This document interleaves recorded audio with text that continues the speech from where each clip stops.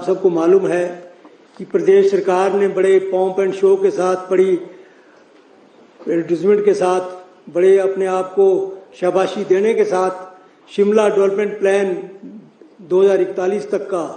20 वर्षों का पीछे जो है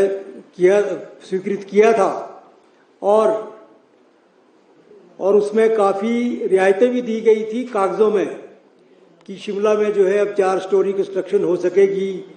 और उसके साथ एटिक का भी सुझाव उन्होंने उसमें एटिक भी किया था कि एटिक जो है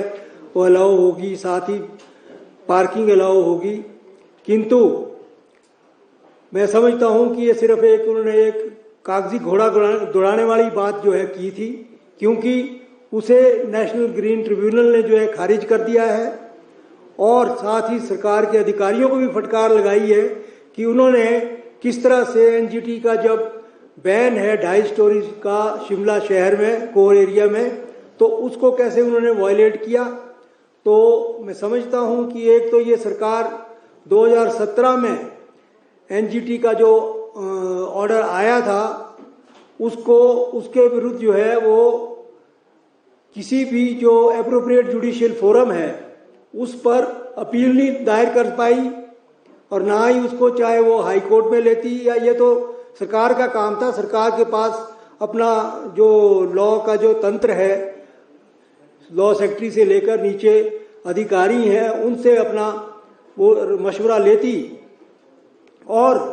साथ ही साथ जो किसी भी उसको चाहे हाई कोर्ट में या सुप्रीम कोर्ट में जो है वो अपील फाइल करती। वो कुछ नहीं किया और एक अलग से जैसे एक मनमाने तरीके से जैसे समझते हैं कि कानून के बाहर जो है उन्होंने शिमला डेवलपमेंट प्लान को जो है लागू किया, उसको स्वीकृत किया। लागू तो वो हो ही नहीं पाया क्योंकि उस पर एनजीटी ने रोक लगा दी और एनजीटी ने अब जो है बहुत ही एक सरकार के जो कार्य प्रणाली है इस पर ही उंगली उठाई है। तो ये एक बहुत ही गंभीर मसला है और समझता हूँ मैं और आप सब लोग जानते हैं कि ये सिर्फ एक हाफ कुक्ड उन्होंने अटेम्प्ट किया था लोगों को लुभाने के लिए चुनावी वर्ष में। जैसे उन्होंने चुनावी वर्ष में हमारे माननीय यहाँ के विधायक और मंत्री उन्होंने बड़े बड़े जोर शोर से जो है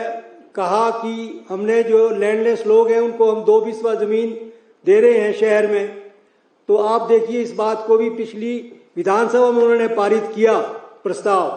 तो आज उस बात को भी लगभग 5-4 महीने हो गए हैं। आप बताएं मैं किसी भी एक व्यक्ति को 2 बिस्वा ज़मीन मिली है,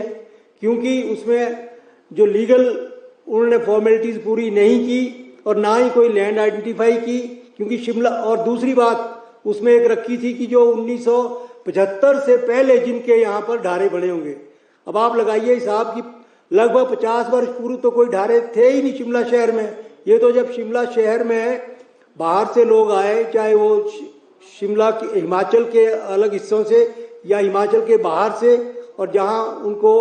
स्थान नहीं था कंस्ट्रक्शन में और सब जगह वो लगे, तो तब उन्होंने अपने रहने के लिए ढारे बनाए। तो वो काम तो जो है 50 वर्ष पूर्व तो कोई था ही नहीं। तो सिर्फ ये भी एक चुनावी जुमला ही था उनका और उसके अलावा कुछ नहीं।